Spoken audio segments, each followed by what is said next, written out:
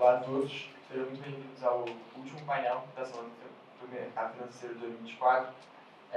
Eu sou o Filipe Medley, estou aqui junto com a Manuela Tufani e juntos vamos mediar esse painel. É um prazer ter aqui conosco o Antônio Corrêa, gestor de crédito da Icatu Vanguarda, e Alexandre Mira, sócio-gestor de crédito da JGP. E hoje vamos falar sobre o mercado, perspectivas do mercado de crédito brasileiro. Bom, Antônio e Alexandre, é um prazer gigantesco ter vocês aqui com a gente, ainda mais para fechar assim, com chave de ouro a nossa semana de mercado financeiro. Mas acho que para começar, assim, vocês poderiam contar um pouco da trajetória de carreira e de vida, de modo geral, para a galera aqui, e também apresentar a JGP e a Icatu Vanguarda para quem possivelmente pode não conhecer. Legal. Bom, é um prazer, obrigado pelo convite. Meu nome é Alexandre Miller, eu sou sócio lá e gestor de crédito da JGP. Sou economista formado pela UF, Universidade Federal Fluminense, aqui no Rio. Comecei minha carreira, por acaso, na Icatu, como estagiário, lá nos primórdios do mercado de crédito, em 2003. Em um momento que o Brasil começava a ter algum suspiro de mercado de capitais, né? O Brasil veio da estabilização macroeconômica do Plano Real em 94. No início dos anos 2000, a gente começou a ter alguma atividade de IPOs na Bolsa, né? Algumas ações começando a surgir, os bancos de investimento começando a ganhar um pouco de corpo. E naquela época, algumas gestoras começavam a aparecer. A Icatu começava lá atrás, não sei se eu estou a história toda da Icatu dos primórdios. A Icatu tinha uma vantagem que ela tinha a gestão das reservas técnicas das seguradoras, dos planos de capitalização, então ela já tinha o passivo ali, o dinheiro para começar esse processo de investimento. Era muito curioso porque naquela época, em 2003, ninguém pensava em fazer crédito, porque praticamente não existia o mercado de crédito. A primeira versão da lei de falências no Brasil era de 2005. Eu suspeito que a Icatu tenha tido muita influência do sócio americano da época, que era o The Hartford Financial Group. Então, o americano ele já sabia que para fazer uma carteira de investimento, a gestão de portfólios, precisaria ter crédito. Era muito difícil fazer uma carteira só com ações e títulos públicos. Então, ele já tinha um pouco dessa influência e já tentava montar uma área de crédito a despeito do mercado de crédito ser mínimo, né? Na época, a gente também tinha a Sul América, fazendo ali com a influência do ING, dos ingleses, começando a fazer alguma coisa de crédito, mas era um mercado muito pequenininho ainda. Então, eu fui lá na Icatu 4 anos, de 2003 a 2007. Em 2007 eu fui para o banco UBS Pactual montar uma área de pesquisa de crédito, né, que daria recomendação de investimento em títulos de crédito para clientes de fora do banco. O Pactual tinha sido vendido para os suíços do UBS, né? Era o banco da moda para trabalhar, todo mundo queria trabalhar lá na época, e eu tive a oportunidade de começar uma célula nova lá, uma área que depois acabou passando por uns percalços, porque o banco foi vendido de volta, teve toda a crise do subprime, o banco foi vendido de volta para os antigos sócios, e a gente acabou desmontando e remontando a área de research. Mas eu fiquei lá no Pactual por 7 anos, primeiro o BS Pactual, depois o BTG Pactual. Fui sócio lá do banco, sempre fazendo a parte de crédito, mas dessa vez passando recomendação para fora do banco, né? Como existe hoje as recomendações em ações, né? A XP recomendou as ações da Vale, o Morgan Stanley recomendou as da Petrobras. A gente queria fazer algo parecido com títulos de dívida, né? Então eu comecei a cobrir tanto os títulos de dívida aqui no Brasil quanto os títulos de dívida lá fora, né? Fiquei 7 anos então lá no Pactual e depois em 2014 eu tive a oportunidade de fazer um movimento que foi muito pioneiro, que foi uma gestora de multimercados de bolsa, de JGP, lançar um braço dedicado para crédito privado. Então a gente fez isso em 2014, estamos completando 10 anos agora, 2024, e a área super se desenvolveu, cresceu para caramba, depois eu posso contar um pouco mais, mas hoje o braço de crédito da JGP já representa 60% dos ativos sob gestão do grupo. É um grupo que ficou muito famoso, aí fez a história em multimercados, mas hoje já começa a ter uma expansão mais relevante para o negócio de crédito, né? Então, um resumo grande de toda a história foi um pouco isso. Bom, obrigado pelo convite, prazer. Vou tentar ser rápido, porque eu vi que vocês tiveram ajuda aí nessas perguntas que estão muito profundas, né? Teve cola. Bom, eu estudei aqui, né, então sempre bom voltar aqui. Fiz graduação e mestrado aqui. Vários colegas de trabalho, amigos, família, até família aqui. Então, um prazer aí, obrigado pelo convite. A gente tem uma coisa em comum, né? A gente foi estagiário no mesmo lugar, contratado pela mesma pessoa. Então, sou um pouquinho mais novinho que o Miller. Comecei na Vanguarda em 2011, sendo 100% honesto, que eu acho que um pouco do espírito da pergunta é como é que você escolheu, né, crédito e tudo mais. Eu não escolhi. Eu fiz um intercâmbio aqui pela PUC. Quando eu voltei, faltava... Vocês vão passar, ou estão passando por isso, faltava 1 ano e meio para me formar, tinha que trabalhar, né? E tinha essa vaga, e era como estagiário, como analista de crédito. E comecei a tomar gosto, né? O mercado de crédito estava crescendo, era bem pequeno, como o Miller falou, né? A profundidade era muito pequena, não tinha negociação, não tinha um mercado de crédito, a verdade é essa. E eu fiz a minha carreira participando desse crescimento. Isso era 2011, então nos últimos 13 anos aí eu só fiz crédito na vida. Eu inicialmente era um analista puro, depois eu virei um trader, né, que negociava compras e vendas, e hoje em dia eu sou um gestor de crédito. Então participei desse crescimento que foi acontecendo. E sempre me interessei muito porque o crédito ele tem uma peculiaridade. Na época, lá 2011, só se falava em renda variável, né? E eu rapidamente me interessei pelo crédito por toda essa diversidade, né? Então, a gente analisa empresas de setores diferentes, tem que estar sempre estudando, muito aprendizado em cada nova análise. Então, é uma coisa que sempre me cativou. E aí, até tinha um pouco tempo, me deu a impressão de que era uma coisa que viria a crescer, tanto olhando experiências internacionais, quanto pela necessidade realmente financeira das empresas do Brasil. Mas cresceu muito mais do que eu esperaria, né? Então, hoje é um mercado muito pujante, sei lá, gestores, mais de 300 gestores de crédito aí. É um mercado muito relevante. E dei a sorte de pegar uma casa como a Icatu Vanguarda para me acolher.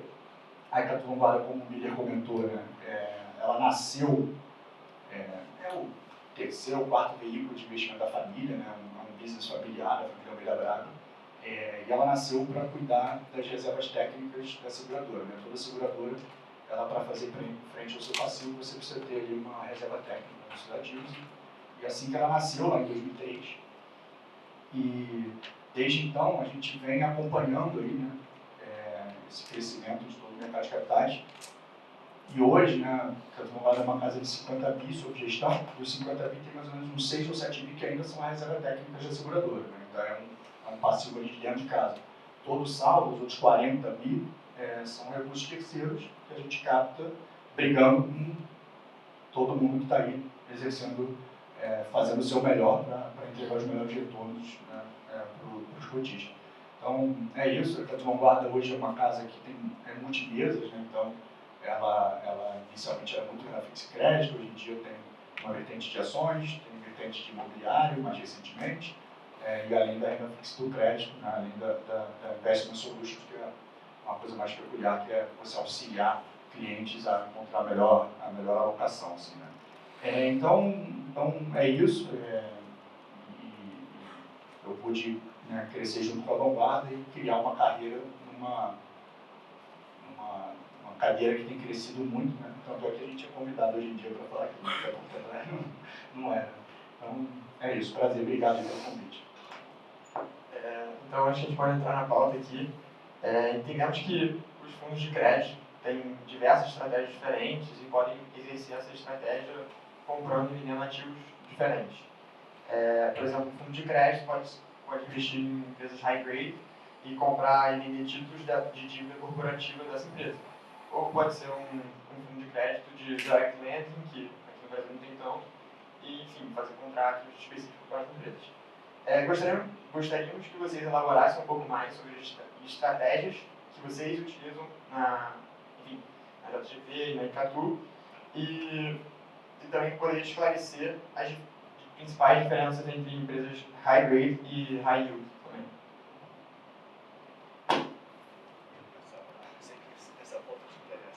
Deixa eu começar contando uma história. Eu tive uma experiência na faculdade, no dia da minha formatura. Eu encontrei uma professora que foi uma professora do segundo do terceiro período, agora não me recordo, que ensinava na época a história do pensamento econômico. Não sei se ainda impressionam isso aí em economia. Eu tive um CR 7,5, nunca fui um cara de CR 8 também, mas eu era muito interessado nas matérias, eu gostava do debate, eu gostava de debater e tal. Até nas vestibulas de economia política, que tinha parte lá que você estava Marx e tal, eu discordava em gênero, número e grau, mas tirava uma boa nota, que me interessava na discussão. E aí ela encontrou comigo, ela falou, pô, o que você está fazendo da vida e tal? E eu falei, pô, eu estou estagiando na Icatu. E aí ela falou, pô, Icatu é mercado financeiro, né? Aí eu falei, mercado financeiro, ai, que decepção. Eu jurava que você ia seguir carreira acadêmica. E naquela época eu falei, pô, será que eu estou indo no caminho errado? Será que eu, né? Eu fiquei com aquele negócio matutando na minha cabeça por um tempo, né? Depois disso, eu comecei a tentar prestar atenção no que eu estava fazendo ali na Icatu, no dia a dia. Então eu chegava lá para trabalhar, tinha uma série de oportunidades de investimento que pediam para a nossa área, na época, um suporte analítico. Falou, estuda isso aqui, vê se faz sentido comprar essa dentro, investir nesse título. E eu comecei a prestar um pouco de atenção. Falei, cara, o que eu estou fazendo aqui direito? Por um lado, eu comecei a perceber que tinha um volume grande de reservas técnicas de seguradoras, de recursos de fundos de pensão, de planos de previdência privada das pessoas que estavam guardando dinheiro lá, e aquele dinheiro estava se acumulando lá na Icatu, e aquele dinheiro precisava de uma oportunidade para se rentabilizar. Ao mesmo tempo, eu começava a ver emissões chegando para a gente analisar, escolher, otimizar, de rodovias, de hidrelétricas, de empresas financeiras, e eu comecei a perceber que, de fato, ali a gente estava tocando um fundo de crédito, canalizando poupança e investimento. Isso, para quem estuda também talvez economia monetária, é o que eles chamam de desintermediação financeira. É fazer com que a poupança chegue na economia real da forma mais eficiente possível, com o menor número de intermediários possíveis. Então ali era um esboço de um movimento que depois ganhou muita força, chamado Financial Deepening, né? Aprofundamento financeiro. E nesse contexto a gente teve esse desenvolvimento incrível dos fundos de crédito se somando aos bancos nesse processo de canalizar poupança e investimento. Começamos pelas empresas maiores, que era teoricamente mais fácil, as empresas que já tinham governança, tinham ação na bolsa, tinham balanço auditado, ali era mais fácil, né? Você pegava grandes grupos e tal, e devagarzinho, conforme os prêmios foram caindo e os fundos foram empurrados para procurar mais rentabilidade, o capital foi chegando em mais gente, em mais empresas, né? E aí foi se abrindo novos bolsos de crédito mais segmentados, né? Crédito high yield, crédito para infraestrutura, agro, securitização, special situations. E agora tem mais recentemente esse movimento do direct lending, que é já os fundos chegando perto das empresas da economia real, sem necessidade de um banco aqui intermediando uma coordenação e já conseguindo desenhar soluções de capital, né, operações para as próprias empresas. Então, esse movimento no Brasil, eu arrisco dizer que talvez seja o mercado de capitais hoje talvez mais desenvolvido no mundo depois dos Estados Unidos, né? Com certeza é o mais desenvolvido entre emerging markets, até mais que China e tudo mais. É impressionante, de fato, o que a gente pode fazer dentro do nosso sistema financeiro para suportar a economia real. Mas tudo que a gente faz dentro dos fundos de crédito, nada aconteceria sem o empresário, sem a economia real. O que a gente faz aqui é suportar soluções de capital. Se você não tem um empresário lá na ponta, o cara que está estudando concessão de rodovia, prospectando novas plantas de aterro sanitário, criando soluções de negócio, pagando imposto, contratando gente, suando ali com a concorrência, a solução de capital ela não funciona sozinha. Então, acho que a primeira coisa que a gente sempre faz ali é reconhecer muito o papel do empreendedor, né?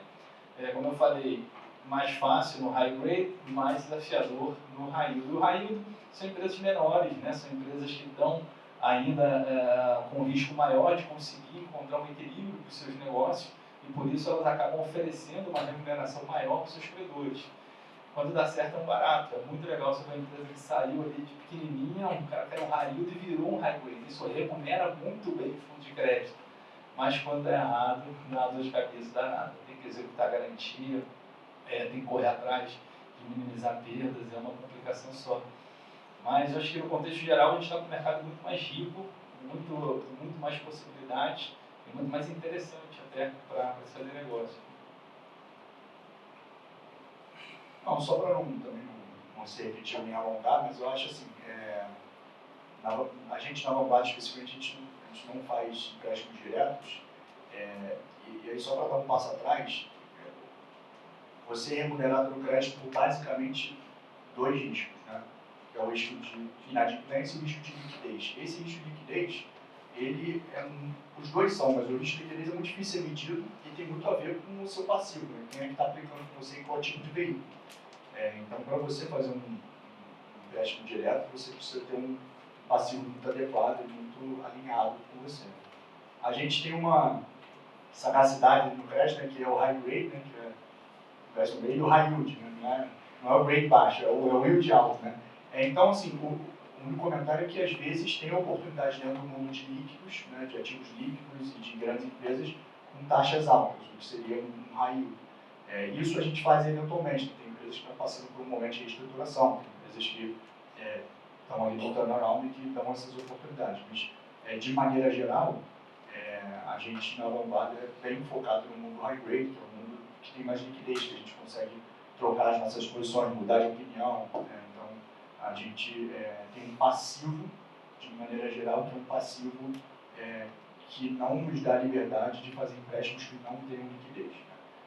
Então, isso é verdade para a maioria absoluta dos ativos sob gestão de crédito no Brasil ainda, apesar de, como o Miller comentou, é um movimento que tem sido cadenciado e cada vez tem mais gente fazendo coisas mais. Fundos que têm janela de resgate de 5 anos, né? Então, fundos listados, né? Passivo perpétuo. Então, a gente está só nesse comecinho aí dessa grande evolução do mercado de crédito brasileiro. A gente está começando a atingir aí, níveis de financiamento nunca antes imaginados. Hoje em dia tem dívidas de infraestrutura, né? Não sei se vocês conhecem, mas tem um tipo de dívida no Brasil que são as debendas incentivadas. Elas, dentre outras coisas, elas trazem isenção de imposto às pessoas físicas. Tem dívidas de prazos de 40 anos. Então, isso é algo que é impensável até pouco tempo atrás. Então, o mercado de crédito está chegando lá, aos pouquinhos está conseguindo suprir toda a cadeia de demanda aí que tem no Brasil. Então, eu acho que é só o início desse processo. Acho de verdade que esse mundo do high yield, do direct lending, não é simples, né? A gente vive numa economia de juros de 10%. Então, o cara que vai pagar seria mais 10% da vida é 20% ao ano, né? É uma conta, o próprio Miller gosta de falar isso, tem que ser transitória, né? Senão a conta não fecha. Né? Mas a gente está aos pouquinhos, o mercado de capitais está chegando em todas essas etapas aí. Não, perfeito. Acho que você até deu um gancho perfeito para a nossa próxima questão, porque a gente sabe que tanto a Icatu quanto a JGP realmente tem uma quantidade maior de fundos de crédito voltados a essa característica mais high grade. E a nossa pergunta é justamente como que vocês fazem para gerenciar o crédito de acordo com os diferentes momentos e ciclos na economia, para que os seus fundos não passem a ganhar esse caráter de high yield, possivelmente. Vou começar aqui, eu acho que não, é uma arte, né? Assim, porque você nunca sabe quando uma empresa vai mudar de perfil e quando muda, normalmente a liquidez vai embora. Né?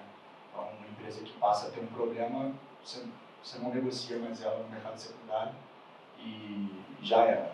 Você já não negocia mais e você é forçado a estar numa situação ali que o seu fundo não comporta. Então, acaba que a resposta para quem foca no mundo do high grade é uma resposta de o trabalho que você faz antes, de vigilância, de controles, mas no crédito você está sujeito a problemas. Então, a gente, por exemplo, era criadora das lojas americanas. A gente foi parar num lugar que a gente não imaginaria. Então, tudo passa, no final das contas, por controle de risco, né, por tamanho máximo de exposição de governança, que são coisas que o pessoal acha que é só comercial, mas não é. Uma coisa do dia a dia, de fato, que é limite máximo por emissor, governança de comitês e tudo mais. Mas, no final das contas, você sempre está exposto a esse tipo de risco, que é você ter um papel na carteira que não condiz com o que você está disposto a fazer e com o seu passivo. Né? Então, é parte do risco que a gente toma. E aí a parte que eu digo que a arte é quanto que você cobra, né, quanto que é o retorno adicional que você tem que exigir para estar investindo em cada empresa. É uma coisa que você não sabe se está certo, é uma arte ali. Não tem nenhum, ainda não criaram nenhum robozinho que dissesse para a gente. É realmente aprendizados aí, a experiência, tem uma equipe robusta como o JGP que a Turma Vale tem, e trazer os aprendizados para dentro da precificação, que é online na cabeça ali, mas respeitando os processos. Né? Mas não tem uma resposta especificamente porque você tem que se expor a esse risco. Né? Eu acho que no mundo de crédito, em especial desse high grade, né, que são as empresas maiores, a gente tem uma ideia, acho que é uma ideia meio particular de como é que as coisas funcionam. Porque tem uma certa fantasia no mercado com a figura do gestor, né? Aquele cara que fica sentado lá atendendo o telefone, o cara que fala, vou comprar isso, vou vender aquilo, né? É até engraçado, às vezes a gente faz entrevista de estagiário, às vezes o pessoal vem com esse mito na cabeça. Não sei se é por causa desses filmes que às vezes tem, tipo Wall Street e tal, tipo o cara lá, tipo o Billions agora, tem a série, né? E em crédito, cara, não é assim. Em outras classes de ativo eu até reconheço que a presença do gestor ela é muito crítica. Por exemplo, você pega um fundo de bolsa lá da JGB, ele é um fundo que roda com 20 a 30 ações na sua composição de um universo só de Brasil, sei lá, 250, 300 ações, lá fora uma infinidade. Então, realmente, é uma estratificação do mercado, é um pedacinho muito pequeno do mercado. Então, realmente, a convicção do cara em escolher esses 20 e 30 dentro de um mundo enorme faz muita diferença. Em multimercado, a turma que senta lá e fica tradando dólar e câmbio, é uma loucura lá. Fica assim, o lançamento do lado dos caras, o cara fica lá, vende, pô, saiu aqui, o Lula vai dar uma declaração, $0, não sei o quê, Em crédito não é assim. Crédito, primeiro que a técnica de gestão, a gente trabalha com carteiras muito pulverizadas, carteiras que têm de 150 a 200 ativos no high grade. Então, são muitos ativos, né? Até lembra um pouco mais a técnica de gestão de fundos indexados lá fora, onde você tem um índice e você tem que trabalhar a tua carteira o mais proximamente daquele índice e trabalhar com pequenos desvios, como o que a gente chama de track erro, em relação à carteira teórica, né? Então, o que eu acho que é muito importante para a área funcionar é uma esteira de produção de ideias, né? A gente faz, nos últimos 252 dias úteis, a gente tem mantido uma média em torno de 200 comitês de crédito. É muito analista, é muita gente produzindo teses, procurando trade-offs, procurando riscos e uma quantidade muito grande de ativos. Então, lá na área, a principal alocação de tempo, a coisa que a gente mais faz na nossa área é comitê de crédito. São discussões, hoje é tudo via Teams, é gravado, né? Todo mundo participa, todo mundo discute os debates, discute os contrapontos. E essa quantidade de repetições que a gente faz com diferentes empresas ajuda muito a equipe a melhorar rapidamente, a começar a produzir mais teses, a começar a ter mais assertividade, começar a visualizar melhor os track erros possíveis dentro desse mandato de high grade, com um mandato um pouco mais amarrado. Né? Então é uma técnica bem diferente. O risco dessa história toda é o seguinte: nesse momento, por exemplo, com juros altos, a captação para fundos de crédito está muito forte, está entrando muito dinheiro. E o que a gente fez lá na JGP? A gente fechou até hoje, ontem, a gente fechou os últimos fundos, a gente não está recebendo mais recursos, porque senão a gente começa a não ter onde colocar. E aí começa a onde vem o problema, né? O cara olha, pô, não tem mais prêmio em lugar nenhum, eu vou começar a colocar mais risco na minha carteira. E aí eu começo a modificar um mandato, que é um mandato de baixo risco, ou high grade, e ele vira um mandato de alto risco. Não que eu não tenha um mandato de alto risco lá na grade, a gente tem, mas é um outro fundo. Eu não posso, o investidor ele tem que entender, tem que dar clareza no que ele está comprando. Do outro lado, o cara está fazendo a construção de portfólio dele. Então ele vai botar um pouquinho no high yield, um pouquinho mais no high grade, ele vai escolher ali dentro do perfil, dentro da tolerância de risco. O que eu não posso é transformar um produto de high grade num high yield, que aí eu complico a vida do meu investidor, né? Então eu tenho que ter essa disciplina também de saber qual é o tamanho que eu consigo fazer com a qualidade que eu quero entregar. Isso tudo suportado por uma esteira de inteligência. Hoje na JGP são 32 pessoas, 10 analistas de crédito, 4 programadores, 4 advogados. Você tem uma turma ali suportando a produção dessas teses e que vai ser, inclusive, a base do crescimento da empresa. Se a empresa realmente quiser avançar para fundos de crédito mais sofisticados, para fundos de direct lending, essa base da pirâmide ela vai ter que crescer, senão a gente não vai conseguir expandir. Não, perfeito. E você já acabou entrando um pouco na próxima pergunta, que é, com esse aumento na demanda, né, devido ao ciclo atual de crédito, vemos que existe uma demanda maior por essas empresas high grade, e isso acaba comprimindo o spread delas. Então, onde vocês veem a oportunidade de investimento no mercado de crédito atual? E também, que fatores, além da alta Selic e alta Fed Funds, que exercem maior pressão no mercado de crédito atual? Deixa eu só fazer um comentário do macro para o micro nessa questão, que é um ponto muito curioso, né? O governo fica com essa dificuldade de se fazer um controle de expansão fiscal, né? Muita dificuldade de contenção de gasto, né? E isso cria uma pressão sobre os juros de equilíbrio no Brasil grande, né? Então, provavelmente, a nossa Selic vai suar para se manter aí nesse 10,5%, né? O mercado está precificando alta de juros para o curto prazo, o que é muito complicado para a vida das empresas. Toda a estrutura, o grosso da estrutura de dívida aqui no Brasil ela é pós-fixada, né? Atrelada à Selic. Então, quando o fiscal gera esse problema dos juros, isso pressiona a capacidade de pagamento das empresas, porque eles emitem dívida CDI mais 1, 2, 3, 4%. Então, quando o CDI vai de 10,5% para 12,5%, é um problema, pesa pra caramba. E nesse contexto, os investidores olham e falam assim, cara, vai ficar mais difícil para o pessoal pagar. O que eu vou fazer? Eu vou investir mais em empresas high grade, empresas mais seguras, e menos em empresas, em startups, empresas menores, empresas de high yield, né? Então, de certa maneira, a partir de uma indisciplina fiscal, o governo acaba concentrando o crédito num grupo maior de empresas que não precisam de tanto crédito e acabam dificultando muito a vida das empresas que precisam de crédito. Essas empresas aqui, que têm acesso a crédito, ficam com muita força, com muito pricing power. E aqui o que os caras fazem, como eles têm crédito, é abundância, podem comprar o competidor que está sofrendo pequenininho e barato, eles repassam o preço para os clientes aqui, começa a estimular uma concentração de mercado. Então, quando os juros foi lá a 13,75, quem quebrou não foi a Renner, né? Foi o Azinzani, né? O cara pequenininho de roupa. Então, isso acaba complicando ainda mais a dinâmica inflacionária, porque você começa a ter pouca competição e mais concentração de mercado. Então, dificulta ainda mais do que os juros caiam. Então, esse problema do fiscal acaba se multiplicando na economia real via o canal de crédito de forma muito problemática, né? Então, é complicado essa perspectiva, né, dos juros mais altos e isso que está acontecendo no mercado. É um movimento de winner takes all, né? Vamos concentrar aqui nos caras grandões, vamos segurar aqui, super compressão de spread no high grade e restrição de crédito para o cara pequeno. Mas, na minha opinião, a origem de todo esse problema é a disciplina fiscal e a pressão sobre os juros de equilíbrio.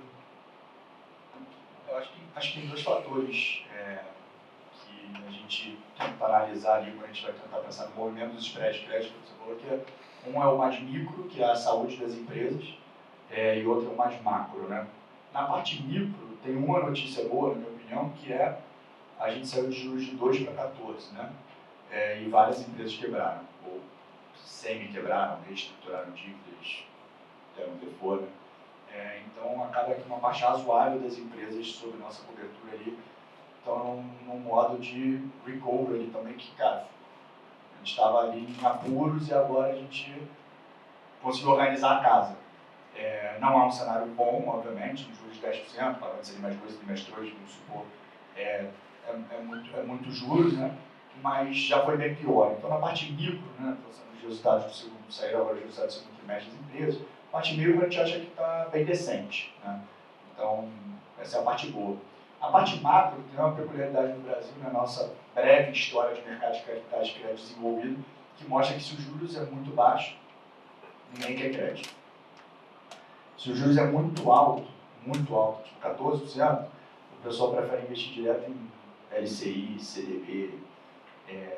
Nesses 10, 9, 11 aí, já deu para ver que o pessoal adora fundo de crédito. Então, quer um pouquinho a mais, né, para poder ficar ali 1% ao mês, né? Tem essas lendas assim. Então, a maneira como a gente está vendo sobre os spreads, que a sua pergunta é, a gente está construtivo na parte macro, a gente acha que vai continuar no fluxo, a gente acha que a parte micro, na qualidade das empresas, está ok. A parte ruim da história é que os spreads já estão muito baixos, né? Que tem um pouco a ver com o que o Guilherme trouxe, que está tendo demanda pelas grandes empresas, né? Então, que é 80% do que a gente faz um pouquinho de, cada uma sua aqui, um pouquinho de estruturado, um pouquinho de high yield, um pouquinho de infraestrutura, mas 80% do que a gente faz, 90 para 1. Então, no Brasil, grosso modo, uma parte razoável é o high grade, né?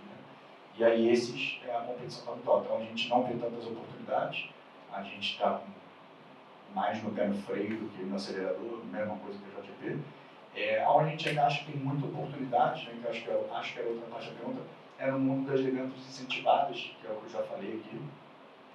A gente acha que ainda tem muita oportunidade nesse mundo. A gente acha que o crescimento da indústria foi muito relevante.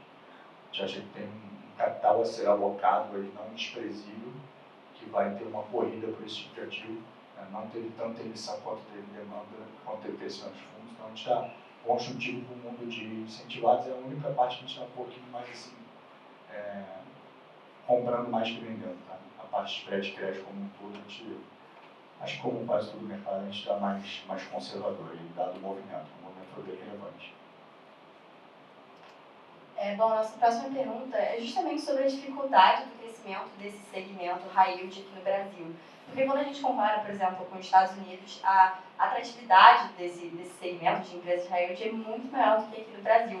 Vocês acham que justamente pelo que vocês tocaram nas duas respostas, que são a taxa livre de risco muito alta, um futuro possível cenário onde esse segmento cresça é insustentável, ou vocês acreditam que isso pode acontecer? E o que exatamente seria necessário para realmente virar esse cenário do winner takes all, que você falou? Eu vou falar brevemente aqui, mas acho que a JGP está mais próximo dessa procedura do que a Tucumvada, que está mais em contato direto com as empresas, mas com certeza que a taxa livre de risco faz muita diferença. Né? O cara pagar dólar mais 8 nos Estados Unidos já é uma coisa, pagar seria mais 10 aqui é bem complexo, né? A conta não fecha. Né? Então, tem que ser transitório, como eu falei. Então, a sua pergunta é verdadeira, você falou a sua pergunta. A outra coisa é que o mercado ele vai crescendo aos pouquinhos, né? Ele vai pegando as bordas. Né? Então, um número que eu tenho de cabeça é que em 2012 para 2013, que foi quando eu fui participar da montagem da mesa de crédito, que não tinha uma mesa de crédito. Hoje em dia todas acham mesas de crédito, não era verdade. Comprava, aprovava lá, comprava e rezava para ter acertado. Na época, as debêntures, que são os ativos mais líquidos de crédito, negociavam algo como 10 milhões de reais por dia, 10 milhões. Hoje em dia negociam 2 bilhões de reais por dia, e crescendo, né? A curva assim. Então, tudo é um processo. Né? Hoje em dia a gente financia debêntures incentivadas de 40 anos, CRIs, CRAs. Hoje em dia a gente consegue ter passivo perpétuo no fundo do Estado. Então as coisas vão evoluindo. Eu acho pouco provável que o Brasil, tamanho que é o Brasil, o número de empresas, o Brasil é muito grande. Né? A gente não vai chegar, não está nos Estados Unidos, mas não vai chegar lá de ter esse tipo de empréstimo direto que vai fazer com que a gente possa ter mais empresas high yield acessando o mercado. Hoje em dia, chega primeiro para o banco, né? E depois chega para o mercado de capitais. Então, muitas das vezes, as empresas high yield que chegam para a gente analisar são empresas que não comportam o nosso mandato. Mas eu tenho poucas dúvidas que a gente está no caminho para chegar lá. Os Estados Unidos começou bem antes, né? Então, acho que é um processo. Eu sou muito animado com essa possibilidade. Eu acho que a economia brasileira tem um aspecto continental, né? É muito grande o Brasil, com muita diversidade de setor, muita diversidade de dinâmica econômica.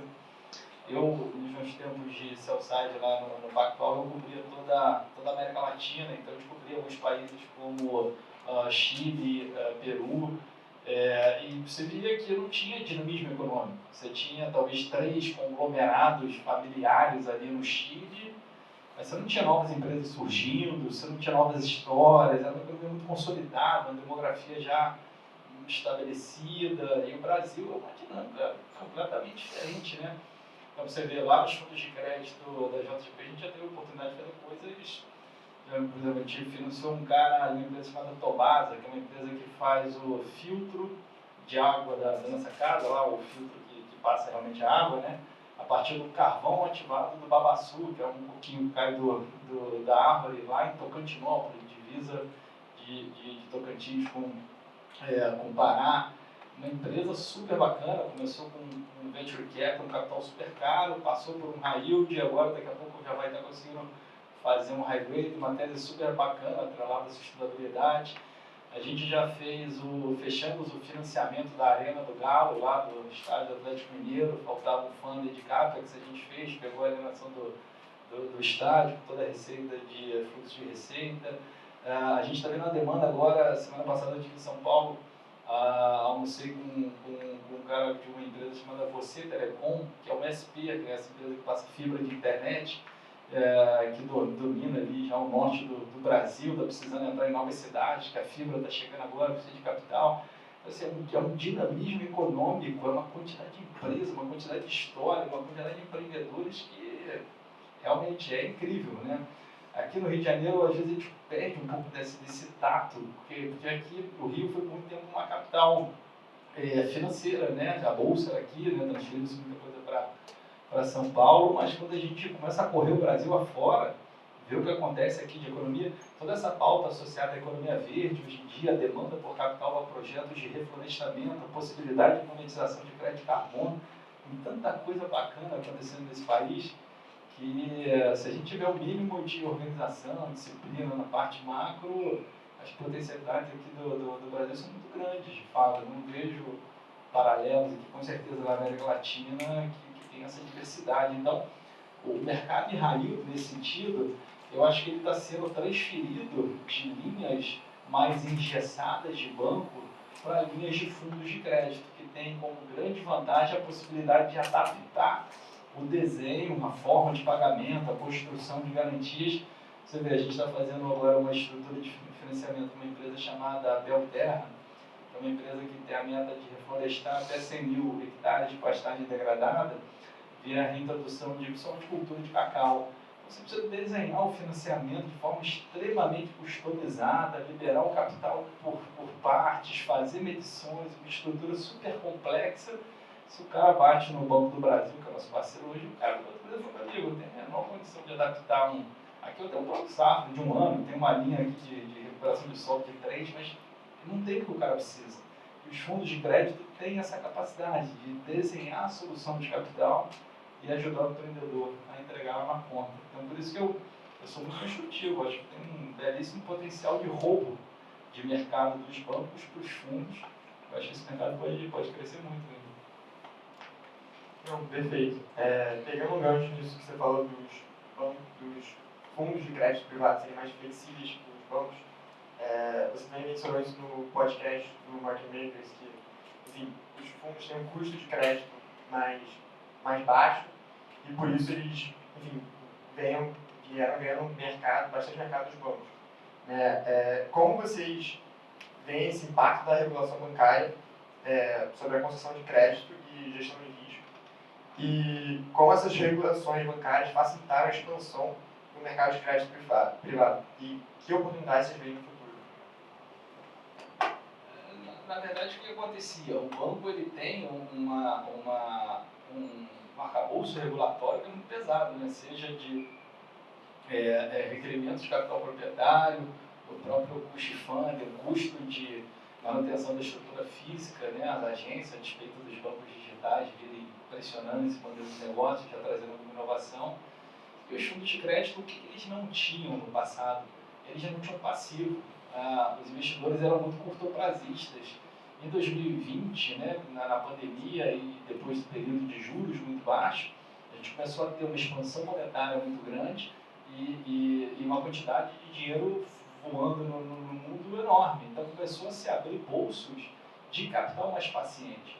A partir do momento que os fundos começaram a ter acesso a esse capital que fica lá, como o Antônio disse, listado ou de longo prazo, com locais maiores, você consegue desenvolver soluções financeiras similares às dos bancos com custo de capital mais leve, né? Então, é uma vantagem a mais. Nos Estados Unidos, hoje, esse movimento de direct lending é impressionante. O pessoal está saindo dos bancos, as equipes de análise de crédito, originação, e estão indo para fundos que estão cada vez mais flexíveis, cada vez mais nichados, especializados, e estão mais assertivos na seleção e concessão de crédito, na divisão entre o bom e o mau pagador, né? Porque no crédito, o erro tipo 1 é você emprestar para o cara que não vai te pagar, o pior dos erros. Mas o erro do tipo 2, ele também precisa ser minimizado, que é você negar um empréstimo a um bom pagador. E às vezes você tem projetos que têm mérito, mas a esteira do banco não está pronta para aprovar. Então é nesse contexto que eu vejo os fundos de crédito ficando mais competitivos. Nada a agregar. Bom, agora mudando um pouco de assunto, vamos falar um pouco sobre a introdução de tecnologia dentro do mercado de crédito, né? Como, por exemplo, Big Data, inteligência artificial, enfim. Como é que vocês enxergam a integração dessas novas tecnologias nas mudanças de como vocês podem avaliar e analisar o crédito? Como vocês têm, quais são as perspectivas para esse futuro? Vocês enxergam o surgimento de fintechs nesses segmentos para ajudar nas métricas de crédito? Qual a opinião de vocês sobre isso? Eu acho que quem negar a ajuda, né, e a vantagem de ter a tecnologia a seu favor vai ficar para trás, né? Isso acho que é óbvio.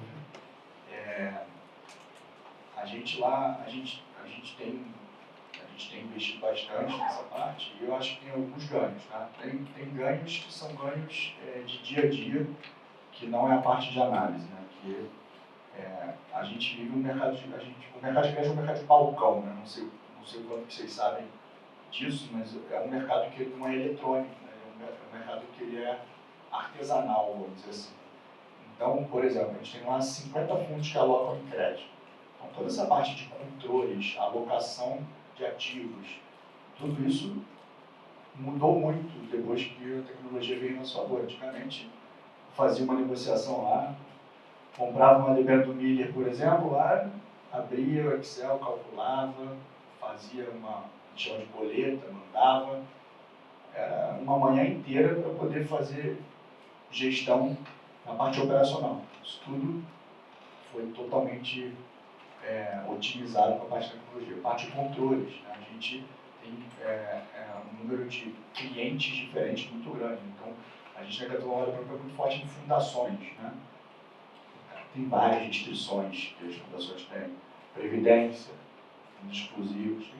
Então, assim, a parte de tecnologia, para começar, é muito importante na parte do dia a dia, para economizar tempo, para a gente fazer o que importa, que é estudar, fazer comitê. Né? O que o William estava falando. A gente vai dar um comitê, daqui a pouco tem que sair para ir para outro comitê. A gente investe muitas horas nessa parte, que é a parte mais importante. Então, a tecnologia, para começar, essa parte basal de otimização. Eu vejo uma outra vantagem, que é a parte mais intelectual, que é a gente conseguir, através de dados e tecnologia, focar no que importa. Né? Então, pensando aqui no setor, por exemplo, o setor de energia eólica, né? A gente financia muitas eólicas. É possível, se você montar uma base de dados automatizada, de você saber, antes de sair o resultado de uma determinada empresa, se está ventando onde tem um parque eólico que você financia. Então, ali diretamente afeta o seu poder de análise. Então, tudo isso a gente vê com muitos bons olhos. Tem a parte de estudos, né? Então, acompanhar a indústria, o que está acontecendo com a indústria, está captando aonde. Então, porque os dados são cada vez mais abundantes, mas nem sempre são tratados. Né? Então, tudo isso a gente tem investido e vê com muitos bons olhos. Sobre a parte de fintechs de crédito, eu acho que é um mundo mais distante, é óbvio que é uma possibilidade, mas a gente está muito lá atrás ainda. O nosso mercado é um mercado de balcão, ainda pouco líquido, apesar de eu ter trazido aqui, poxa, quando você 2 bilhões, né? Ainda é pouco líquido.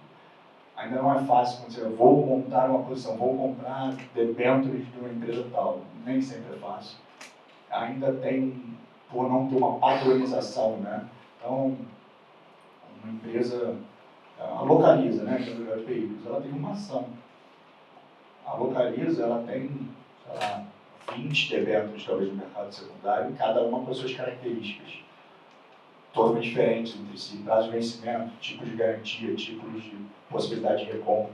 Então, ainda é um mercado muito pouco padronizado, motivo pelo qual eu acho que, essas coisas mudam muito rápido, mas acho que ainda está distante da gente ter, porque eu imagino que o fintech você está falando mais de, assim, né, essas automatizações, essas coisas, mas eu acho que é distante do mundo de crédito ainda, tá, para ser verdade.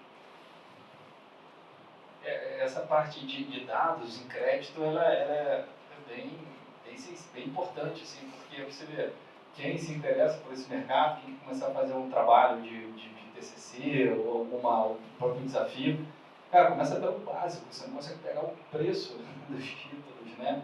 Eu faço essa brincadeira com frequência, onde eu vou, falo, cara, joga aí no Google evolução do spread de crédito dentro da Petrobras, não vem, eu acho que isso é um buraco do mercado louco. Como é que não apareceu nenhum provedor de serviço para entregar isso de forma mastigada ainda? A gente criou isso internamente, essa base de dados de preço que suporta uma série de análises, uma série de iniciativas de otimização de carteira e que até suportou uma família de índices de crédito, né, que a gente divulga hoje no mercado, que é o JGP Index, talvez seja uma das poucas referências aí de dados aí, públicos do mercado de crédito que a turma usa e consegue acessar, está lá no site da JGP, né? Mas isso é um buracão, cara, que tem no mercado de crédito e realmente é um problema para quem se interessa e quer pegar mais dados, quer estudar, né? Fora isso, a gente usa componentes de tecnologia no processo. O processo que a gente faz muito em crédito chama background check. O pessoal mais antigo vai chamar de levantar a capivara, né? Pode ser também, que é varrer a vida de todo mundo, de trás para frente, tudo quanto é dado. Isso antigamente era meio manual, né? Você pegava o nome lá do sócio da empresa, entrava no TJ do Rio de Janeiro, ver se tinha processo, depois ia lá na Receita Federal, ver se estava tudo certo, depois ia no Ministério do Trabalho, ver se... Hoje já tem data lakes, né, que a gente usa para automatizar e acelerar esse processo de levantar a capivara, né, de pegar lá tudo da vida do cara e automatizou com muita eficiência. Então isso é um exemplo de iniciativa que a gente aplica a tecnologia lá, os monitoramentos de alta frequência, né. Então a gente não só tira essa fotografia na hora do crédito, mas a gente fica monitorando em alta frequência se surgir um passivo trabalhista grande, um passivo ambiental, uma anotação no Serasa, e isso apita na hora para a gente, todo dia de manhã o tipo de dados já roda, manda, e se aparecer alguma coisa estranha, a depender, a gente já pode até sair da posição, né? Assim, a tecnologia eu acho que tem revolucionado, de fato, alguns negócios, né? Você pega o exemplo do Nubank, né? Que hoje é o banco mais valioso da América Latina, né? Passou já o Itaú. O banco foi criado totalmente em cima de uma estrutura de tecnologia, né? É impressionante o que foi feito ali. Você pega o próprio Mercado Livre, né? Um marketplace também extremamente eficiente na parte de tecnologia. Então, a tecnologia está disruptando muitos negócios. A gente tem que ficar muito de olho para ver se isso, inclusive, não é um risco para as nossas investidas, né? Se elas não estão sujeitas a serem disruptadas por tecnologia. Então, sem dúvida nenhuma, tem que estar super atento. Não, perfeito. Pegando o gancho no que o Tony falou agora, do mercado de crédito ser despadronizado, isso com certeza aumenta a chance de vocês acharem ativos que estão a preços mais atrativos, mas também gera problemas de liquidez no mercado. Como vocês fazem para medir esse risco na hora de fazer o seu investimento? Na prática, a gente falou sobre essa resposta ao longo das várias perguntas que tiveram, não tem uma resposta, é uma arte. A gente usa toda a informação disponível naquele momento, mas aí entra a figura dos PMs, né, que é o nosso caso, para juntar tudo aquilo ali e ver se passa no filtro do que a gente pode investir e a que preço. Quando você não tem a padronização, essa arte fica ainda mais, porque a gente analisa alguns fatores. Quando a gente vai analisar a empresa, qualquer empresa de análise de crédito fundamentalista vai olhar mais ou menos as mesmas coisas.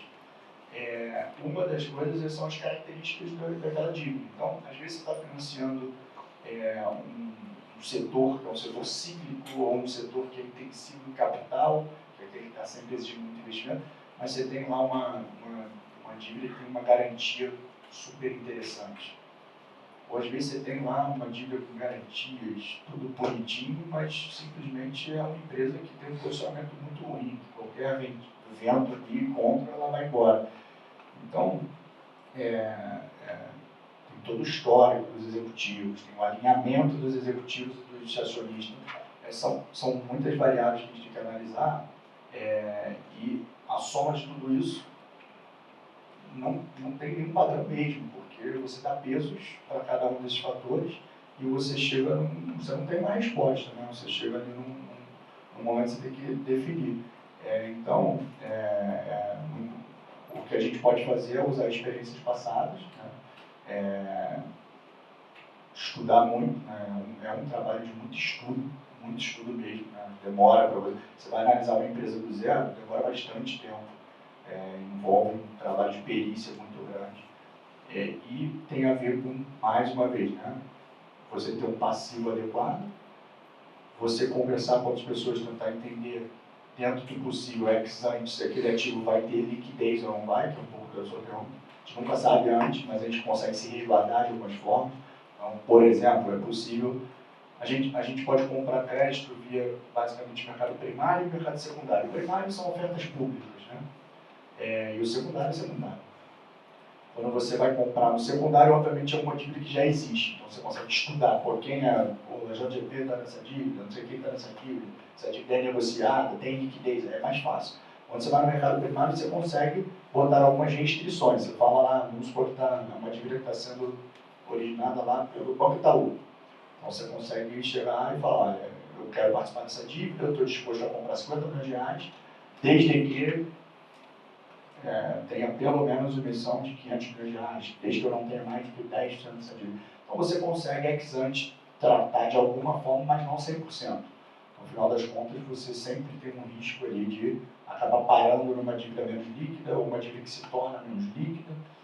Então, o único jeito que dá para fazer é usar a experiência e usar todos os controles para tentar evitar esse cenário, mas que eventualmente acontece, motivo pelo qual não à toa, os fundos de high grade geralmente, né, tem uma diversificação, que é um pouco do que o William falou, bem razoável. Então, os nossos fundos de crédito quase todos têm uma exposição média por emissor da ordem de entre 0,5% e 1% do patrimônio. Ou seja, o que a gente faz ali é não cair do cavalo, tentar não cair do cavalo. E, cara, é muito sutil. Poxa, eu estou confiante que essa empresa está com um preço diferente do que deveria estar. Você bota 2%. Nesse tipo de produto que a gente faz. Então, é tudo muito assim. No final das contas, como o principal objetivo é você não cair do cavalo, e obviamente tentar pegar algumas assimetrias, é um business de controle, cara. É um business de disciplina, de acompanhamento. A gente tem mais de 200 emissores, tem poucas grupos de JP também, e os principais casos que mais de 200 emissores. Cara, mais de 200 emissores, é impossível você acompanhar. Quase todos eles divulgam resultados trimestralmente. Então, 4 vezes por ano, mais de 200 emissores divulgam resultado. Não tem jeito. Você tem que ter uma disciplina, uma organização em uma área robusta o suficiente para que você saiba o que está acontecendo com a empresa na margem. Não é fácil, mas é o único jeito de você tentar manter esse controle. Mesmo assim, às vezes, vem o Covid, vem uma fraude. Então, mesmo assim, você está sujeito. É importante que o seu passivo e o seu fundo reflitam essas surpresas que podem aparecer.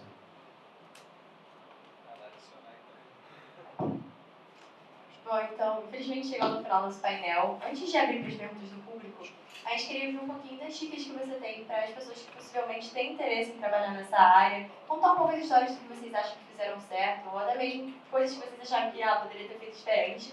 E realmente, o que vocês acham que uma pessoa que quer trabalhar na área de crédito tem que ter?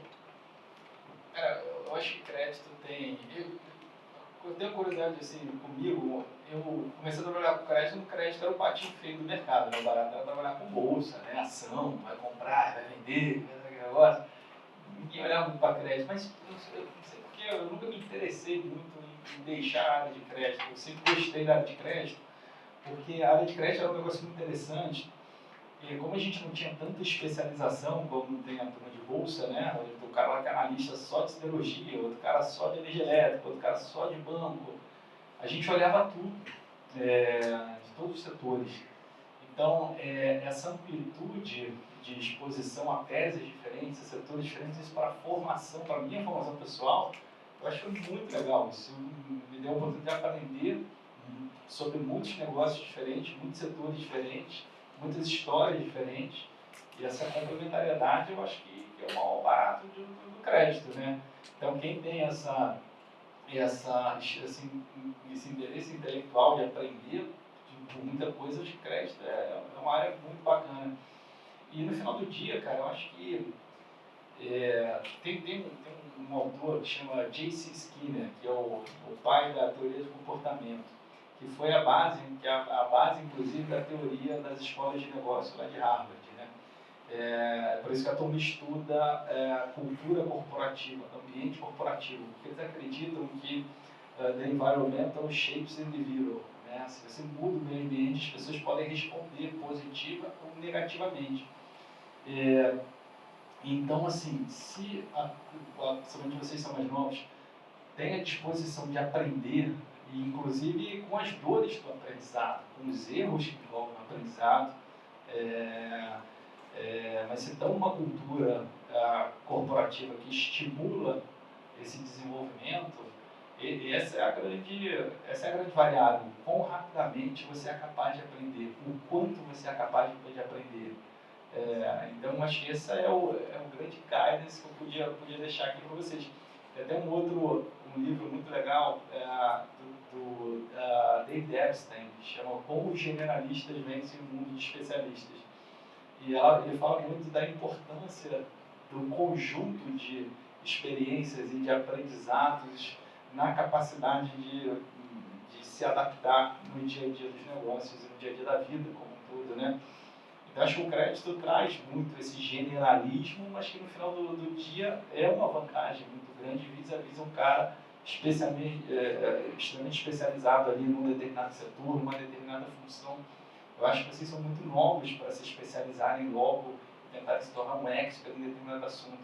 Eu acho que essa complementariedade, se vocês tiverem a oportunidade de vivenciar, vai ser uma super vantagem lá na frente.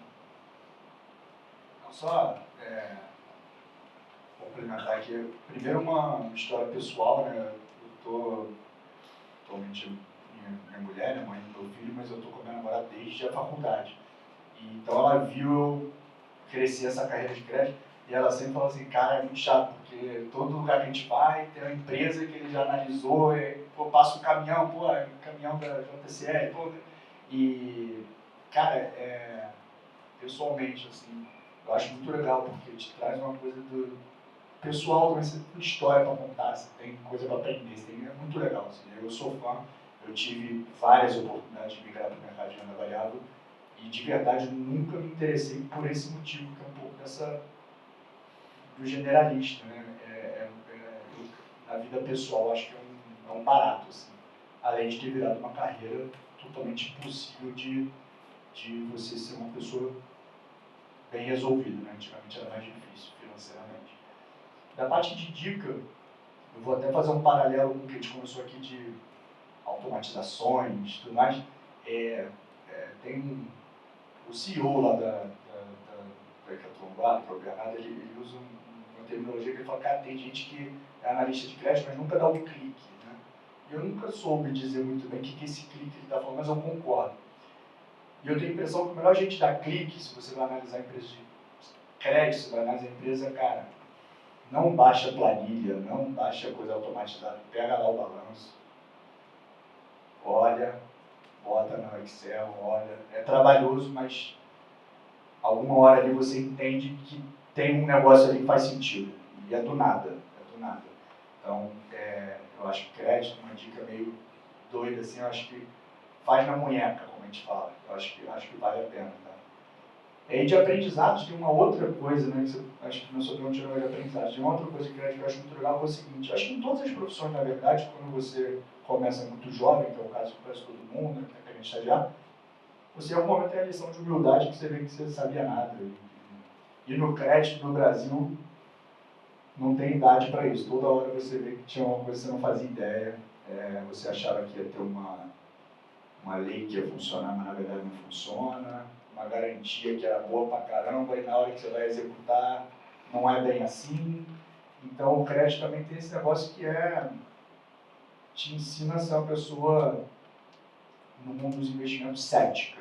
Porque eu acho que, entro de novo na história da arte, você não pode ser cético o tempo todo se você não faz nada, mas te evita tombos. Né? No crédito, talvez, mais do que quase todas as outras cadeiras, mas todas as cadeiras do mercado financeiro, é experiência, porque você passa por uma coisa que você não vai esquecer. Né? Então, e o crédito tem essas peculiaridades que envolve as leis, os reguladores. Então, assim, acho que foram vários aprendizados e toda hora tem. E todos têm a ver com isso. Você achar que uma regra funciona e uma hora não funciona tão bem. Então, a gente está sempre aprendendo aí. É isso. Obrigado pelo convite mais uma vez. Bom, primeiro eu queria agradecer imensamente o nome da Liga por vocês terem aceitado o convite e ver como é que vocês estão de tempo. Podemos abrir o público?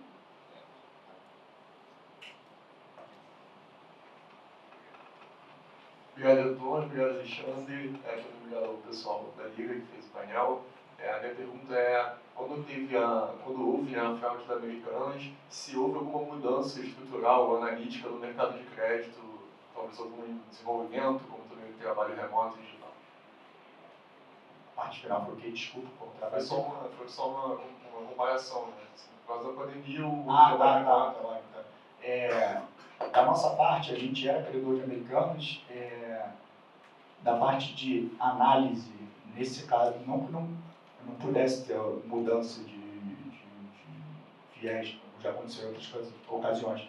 Nesse caso, não, assim, a gente fazendo uma retrospectiva, não tinha nada assim, da parte de análise que a gente pudesse ter na nossa posição feito, apesar de, obviamente, ter sido muito ruim.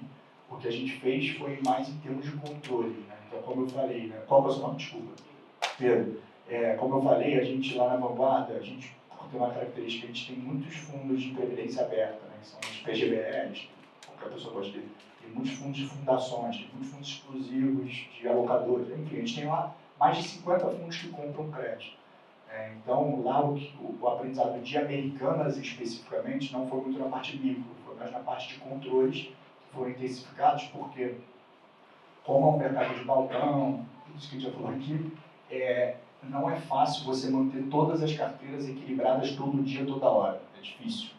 Ação, quase todas são líquidas, você aperta um botão, tem um preço de tela, debêntures, CRIs, não é fácil. Então, a gente intensificou a parte tecnológica para facilitar que a gente tenha uma matriz alocada todos os dias que esteja correspondente. Por que eu estou dizendo isso? Porque nem todos os fundos tinham exatamente a mesma posição de Americanas dentro da matriz, porque não dá para você fazer isso na prática. Então, o que a gente fez foi intensificar esse controle para que, dentro do possível, as posições sejam matriciais, para que não tenha... Espero que a gente não tenha outro evento de crédito que da noite para o dia cai 50%. Não sei, acho que nunca teve isso. Assim. Um dia, assim, né? Um dia, teve fato relevante o call, no outro dia, o evento valia 50%, no outro valia 0%. Mas a gente concluiu que a gente tinha que estar preparado para que pudesse acontecer novamente. Né? O único jeito todo dia, toda hora você tem que estar certinho ali, não pode, o fundo aumentou a aplicação e aí a posição ficou menor, tem que ajustar. Então foi mais isso. William conseguiu fugir dessa, então não sei se ele...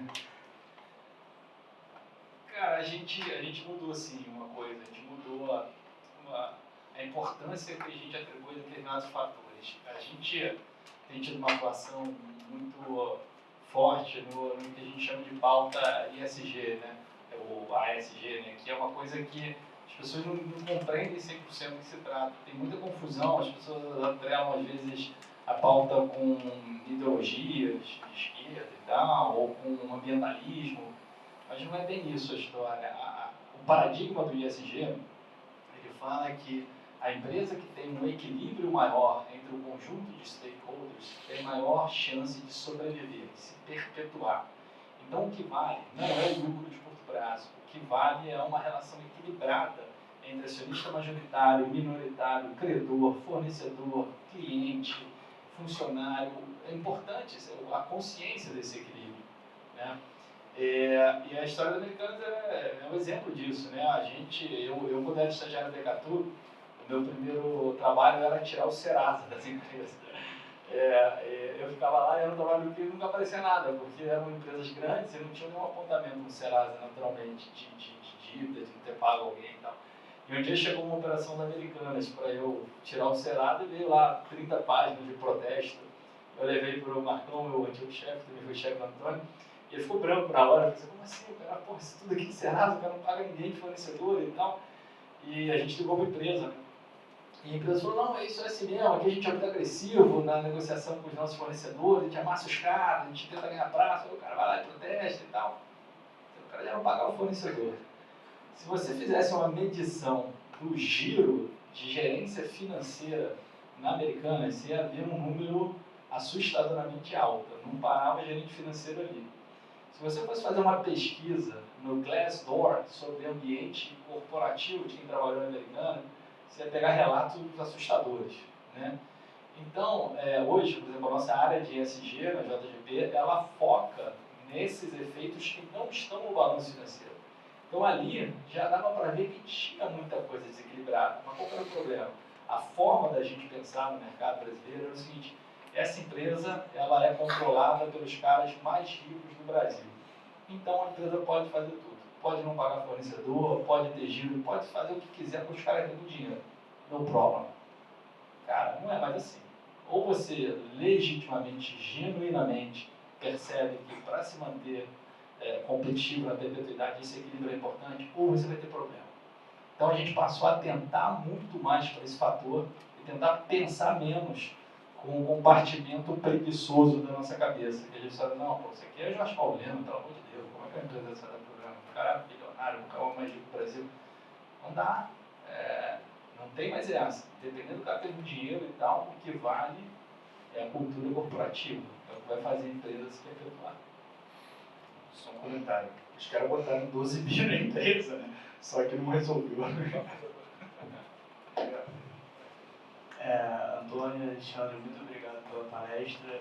A minha pergunta é um pouco, enfim, sobre o que vocês estavam falando no final da pauta mesmo, sobre, bem, vocês deram as dicas pra gente, eu queria saber o que de fato aconteceu na carreira de vocês, ao longo da carreira de vocês, que, como o Antônio mencionou, foi esse clique, ou alguma experiência que vocês levam, alguma característica ou aprendizado que foi muito importante para o trabalho de vocês hoje. Cara, eu acho que nesse mundo aí dos podcasts da vida, eu não sei se eu vou falar nada de muito mais interessante que você já ouviu por aí, mas eu acho assim,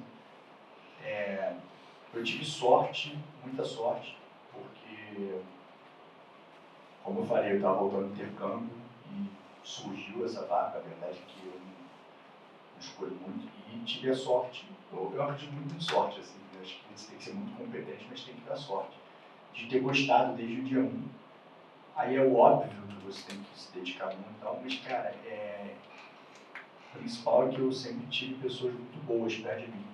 Então, uma coisa que é falado por aí em podcasts, livros, mas que é muito verdade, cara, nesse início é muito mais sobre aprendizado, para você tentar dar esse clique e virar bom, do que a pressa ali de, cara, eu quero estar num lugar que eu vou porrar e eu vou virar sei lá o quê. O mundo midiático aí também tem muita fantasia, sabe? Pô, eu quero virar o sócio, eu quero virar o não sei o quê. Então, eu diria o seguinte, desse início aí, cara, estejam com pessoas boas, vai aumentar muito a chance de você dar esse clique. E tem um pouco a ver, tem um cara que fala sobre isso, que o pessoal fala, pô, gostar do que você faz. É claro que você tem probabilidade maior de cara, né? Se você, eu acho que eu gosto disso, claro que a chance é maior de fato ser verdade, né? Questão genética, um monte de coisa. Mas se você se tornar bom, se tornar influente, se tornar uma pessoa importante dentro de uma instituição, que você se alinhe, você vai gostar do que você faz. Então, eu acho que tem uma correlação grande. Então, o que eu diria é, aumente a chance de você dar esse clique. Para mim, para aumentar, esteja cercado de pessoas boas que te inspiram, estuda muito, aprende muito. Cara, muito tempo até você, depois de 5 anos você vai já casa, eu estou muito tempo, muito jovem ainda, falo isso hoje, né, mas é muito cedo, sabe? Então, eu diria que os primeiros 5 a 10 anos é para aprender, assim, sabe? E tentar estar num lugar que você tenha pessoas boas para te ensinar, vai aumentar a chance de ter clique. Tem gente que nunca dá o clique, assim, às vezes você escolheu a coisa errada, mas não é o mais comum, né? Então, acho que é por aí. Cara, eu acho que assim, tem um componente que o pessoal fala muito, que também é o componente da pessoal, né? Claro que você está inserido numa boa cultura corporativa vai ser uma mega vantagem. Num ambiente onde você vai ter uma exposição intelectual positiva, diversa, isso aí, pô, quem tiver essa sorte, realmente... eu não sei se eu te conto essa história, mas o primeiro processo seletivo que eu fiz para estágio foi para Telemar, depois virou Oi. E eu cheguei na final da entrevista, eram dois candidatos para uma vaga. Eu passei em várias etapas e tal, eu fiz a entrevista com um gerente na época, e minha mãe me impressionando, falou, pô, e aí, tá fazendo estágio, vai sair? E eu liguei para a mulher da RH, a mulher da RH falou assim, pô, o cara tá meio em dúvida se interviu você e o outro cara, e espera mais um pouquinho, tomar 2 dias, eu vou falar, cara, estou pelo outro candidato, e por acaso eu comecei na Ecatu. E a área da Telemar, na época, era fazer um controle de roubo de fio de cobre no Rio de Janeiro. Controlar, a gente controla aqui, e quando começa a roubar muito fio de cobre, a gente reforça a segurança, a gente faz os estudos, mas, porra, adoro, quero fazer isso aí. Então, assim, claro que tem esse componente da sorte, de você estar inserido numa casa boa, numa função boa, que você tem essas oportunidades, essas pessoas que te dão essa orientação. Então, mas naturalmente vai depender da sorte, né? Agora, se tem um componente pessoal, eu acho que faz muita diferença, e agora que eu fui pai há pouco tempo, com 2 filhos, estou ouvindo muita coisa de desenvolvimento de crianças, de jovens e tal. E uma coisa que é muito verdade que eu tenho ouvido é a história da resiliência, né? Que é a capacidade da gente errar e se recuperar rápido. Já até o Djokovic estava falando isso do tênis, né? O cara pergunta para ele, falando assim, pô, mas você é um impressionante, você não sente nas partidas quando você erra e tal. Eu falo, não, eu sinto pra caramba, eu fico maluco quando eu erro. Só que eu volto muito rápido. Essa é a vontade dele, né? Então essa é a tal da resiliência. E eu tenho 2 filhos, um de 3 e um de 2, cara, e os moleques quebram um pau em casa, é uma porradaria louca. E às vezes é muito louco, porque às vezes eles se agridem mesmo, assim, você fica, cara, eles vão se machucar. E aí eles começam a chorar muito, aí você fala assim pra eles assim, vou dar um abraço no outro, aí esse abraço, e 5 segundos depois eles já esqueceram e já estão brincando. Então assim, a gente vem programado de fábrica com essa resiliência, com essa capacidade de errar e se recuperar. E por acaso eu estou ouvindo agora um audiobook nas minhas corridas sobre a geração Z, talvez vocês já são uma geração acima, que chama geração ansiosa, que fala até, por exemplo, como as redes sociais desprogramaram isso na gente, porque hoje em dia quando se erra nas redes sociais, você posta um negócio que não está legal, você não recebeu o número de likes, ou você é cancelado, ou você é punido, aquela punição, isso te traz uma carga de ansiedade, isso cancela a tua capacidade de se recuperar de um erro.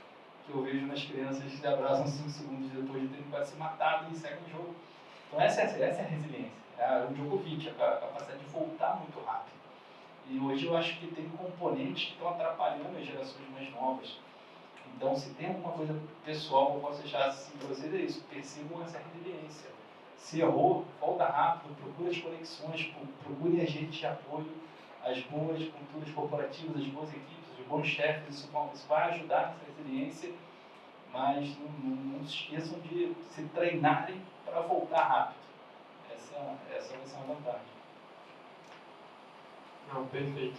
Infelizmente chegamos aqui no final do nosso painel. Antes de finalizar, a gente normalmente faz um sorteio, e aí a gente gostaria que você escolhesse um número entre 1 e 40. 40. Vai ser um livro professor ele vai sortear um livro. Número 2. Não, estou perguntando. Cada um número ou uma só? só. Entre 1 E 40. Número 10, camisa do Bahia, quem vai?